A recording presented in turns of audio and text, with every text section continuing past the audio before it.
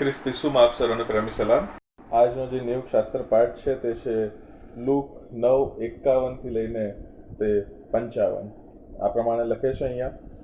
તેમને ઉપર લઈ લેવાના દિવસો પૂરા થવા આવ્યા ત્યારે તેમણે યરુશાલેમ જવા માટે પોતાનું મોં તે તરફ દ્રઢ કર્યું. તેમણે પોતાની આગળ સંદેશિયા મોકલ્યા. તેઓ તેમને માટે તૈયારી કરવા માટે સમરૂનીઓને એક ગામ ગયા. તેઓએ ઈસુનો અવકાર કર્યો નહીં, કારણ કે તે તેમનું મોં યરુશાલેમ તરફ હતું. એ જોઈને તેમના શિષ્યો યાકૂબ તથા યોહાને તેમને પૂછ્યું, પ્રભુ, શું તમારી એવી ઈચ્છા છે કે અમે આજ્ઞા કરીએ કે આકાશથી આગ પડીને તેઓનો નાશ કરે? પણ તેમણે પાછા ફરીને તેઓને ધમકાવ્યા. આ પ્રભુનું વચન છે.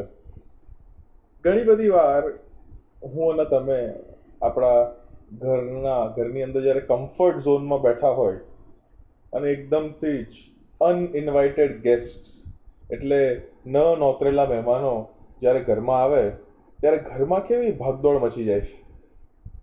ક્યારે અનુભવ કર્યો જ હશે તમે, ચોક્કસ. બટ અહીંયા પ્રભુ ઈસુ ખ્રિસ્ત એ કર્ચિયસ મેન હતા અને માટે તેમના આગમન પૂર્વે તેઓ સમરૂનના ગામમાં પોતાના સંદેશિયાઓને મોકલે છે. પ્રભુનું વચન કહે છે, જઈને કહેવા માટે કે જાઓ અને કહો કે અમે આવી રહ્યા છે.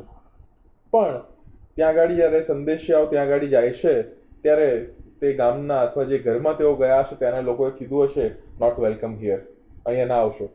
કેમ? કેમ કે પ્રભુ ઈસુ ખ્રિસ્તની સાથે 12 શિષ્યો એટલે કે કમસે કમ 13 જણ, રાઈટ?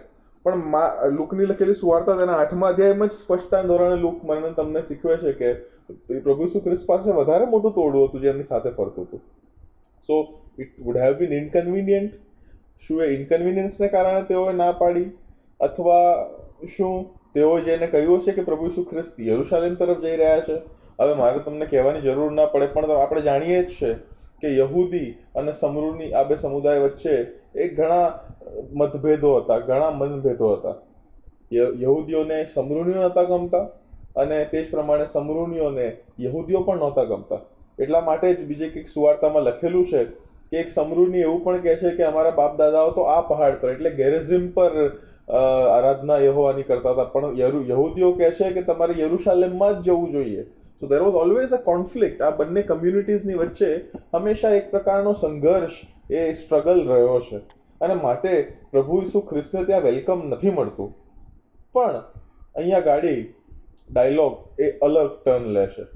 ત્યાં ગાડી પછી યાકૂબ અને યોહાન એવું કહે છે કે પ્રભુ, શું તમારી એવી ઈચ્છા છે કે અમે એમ આજ્ઞા કરીએ કે આકાશથી આગ પડીને તેઓનો નાશ કરે? Quite strange and shocking response, right? અહીંયા ગાડી હું ને તમે જાણીએ છે કે યાકૂબ અને યોહાનને માર્ક 3 અને 17 પ્રમાણે બેન ગેરેસ નામ પાડવામાં આવ્યું છે, એટલે કે ગર્જનાના દીકરા. તેઓને એમને તો નામ નહોતા આપવામાં આવ્યા કદાચ. They were aggressive people, that's what I believe. તેઓ ખરેખર ક્રોધિત થયા હશે કે પ્રભુ ઈસુ જે આવવા માગે છે ત્યાં આ લોકો ના પાડે છે. પણ ત્યાં આગળ પછી આગળ પ્રભુનો જે પ્રતિસાદ છે તે પરથી મારે તમારે શીખવાનું રહ્યું. ત્યાં તેમણે પાછા ફરીને તેઓને ધમકાવ્યા. પ્રભુ ઈસુ ખ્રિસ્ત કે જેઓ સમરૂનીઓ તેઓને વેલકમ નથી કરતા છતાં પણ તેમના ઉપર કોપાયમાન થતા નથી, તેમના પર ક્રોધિત થતા નથી. But what does he do?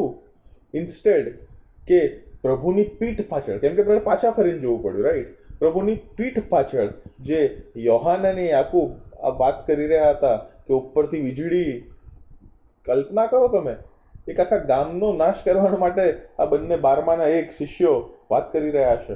યોહાનને તો હું ને તમે પ્રેમના પ્રેરિત તરીકે ઓળખીએ છીએ, but it would have taken some time for him to be that. એ પ્રેમનો પ્રેરિત બનવા માટે પણ તેને સમય લાગ્યો હશે. અને અહીંયા ગાડી એ શરૂઆતમાં આ રીતનું તેનું ચારિત્ર મારે તમારે સારું લુક પ્રદર્શિત કરવા માંગે છે, યોહાન અને યાકૂબ. જ્યારે હું ને તમે પણ રિજેક્શન્સ ફેસ કરીએ છીએ, જ્યારે મારો ને તમારો પણ નકાર કરવામાં આવે છે, how do we respond two that? મને ને તમને ઘણી બધી વાર એવું પણ થાય છે કે હું કહું એમ જ કેમ ના થાય, પ્રભુ ઈસુ ખ્રિસ્ત કહે કે હું આ ગામમાં આ ઘરમાં આવું ને એ લોકો મને અનવેલકમ કરે, એવું ના બનવું જોઈએ. અને માટે ક્રોધિત થઈ જવું, મારું મન ગમતું ના થાય માટે હું કંઈ પણ કરી બેસું, એવો પ્રભુનો કદી માર્ગ નહોતો. પ્રભુ ઈસુ ખ્રિસ્ત એ હંમેશા બીજાઓને અગ્રિમ સ્થાન આપે છે.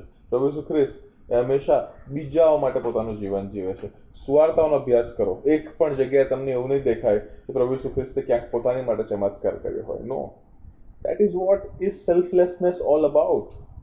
એ સ્વત્યાગનો જે પાઠ છે, જે લેન્ટ સિઝનમાં મારે ને તમારે શીખવાનો છે, તે આ જ છે મારા વાલાઓ, કે it is not always my way is the highway. મારો જ માર્ગ અથવા મારું જ કીધેલું સાચું અને થવું જોઈએ એવું પકડી રાખવાથી ચાલશે નહીં. ઇટ ઇઝ નોટ સો.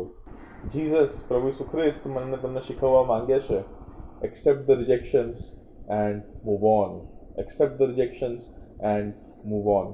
કારણ કે જો તમે એ જ રિજેક્શન્સમાં રચ્યા પચ્યા રહેશો અને ત્યાં જ જો એ રિજેક્શનને પ્રત્યુત્તર આપવા માટે તમે કંઈક ને કંઈક કરવા લાગશો, જેમ યોહાનને યાકૂબને કરવું હતું, એ વીજળી મોકલાઈને આખા ગામનો નાશ, તો તેમનો જે હેતુ હતો ત્યાં આગળ પહોંચવામાં કદાચ કંઈક ને કંઈક અડચણ આવે. Right? What is our goal? Our goal, પ્રભુ ઈસુ ખ્રિસ્ત અહીંયા ગાડી on the way to Jerusalem, on the way to cross છે. એ યરુશાલેમ જવાને માટે એ દ્રઢતાથી જઈ રહ્યા છે. તેમણે તેમનું મોં યરુશાલેમ કર્યું છે, યરુશાલેમ તરફ કર્યું છે. So he is not focusing, he is not forgetting his focus. તેઓ તેમના ધ્યેયને ભૂલતા નથી મારા વાલાઓ. મારે અને તમારે પણ રિજેક્શન્સને વેલકમ કરીને મૂવ ઓન કરવાનું શીખવું જોઈએ. And that is what this today's scripture passage teaches અસ. પ્રભુ આપ સર્વને આશીષ આપો. આમેન.